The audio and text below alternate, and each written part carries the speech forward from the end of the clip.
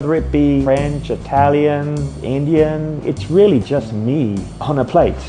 My name is Tariq and we are at Tariq here in Brooklyn, the Park Slope neighborhood. It's my third restaurant, first in Brooklyn, and it's essentially the coming together of all my experiences as a chef, being born and raised in London, living in France, trained as a French chef, a little stint in Italy, and also my ancestral background, which is part Indian too. I call it an American bistro, or a New-American Bistro rather, because I'm pulling from all those experiences and blending it into what I think is a great reflection of how we are as society today, the demographic of Brooklyn, and our evolved culinary palates. I think my earliest inspiration has to be my grandmother and my mother, as a lot of immigrant families do. They bought their own cuisine and infused it with new surroundings in London. The pani puri, it's a little semolina crispy bowl that traditionally has tamarind water and maybe some potatoes in it. Loved it growing up. Here we do a nice tartare using our Ora King salmon. I love the idea of one day possibly owning a cafe, a bistro, something like that. I love the whole neighborhood vibe. With Tariq, it was something that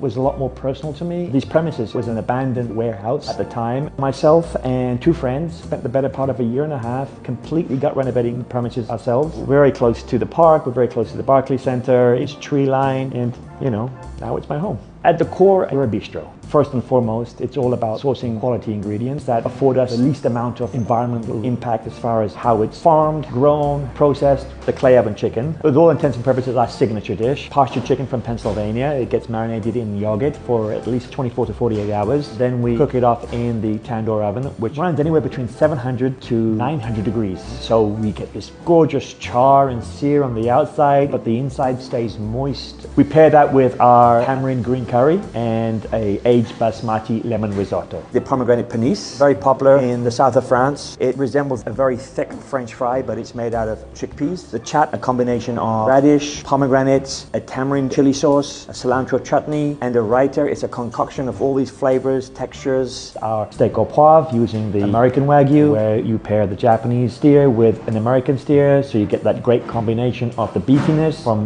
Black Angus steer and the buttery texture and flavor from the Japanese Wagyu. Our fries, we make them kind of English style, so they're slightly thicker. That with our delicious au poivre sauce using peppercorns from south of India. It's something that we have just introduced for the fall menu. We have the new lamb ragu that we do with our house-made cavatelli. We follow a Kashmiri style in braising our lamb and beef to create this deep, rich, intensely flavored ragu. Then we finish it with some hand-dipped ricotta cheese. I'm particularly fond of our bespoke wine menu that we do. We only work with natural wines, predominantly female wine producers, and also our craft cocktails, which we reach into our kitchen pantry and source some of the great spices that we have, which also elevate the classic cocktails that we do.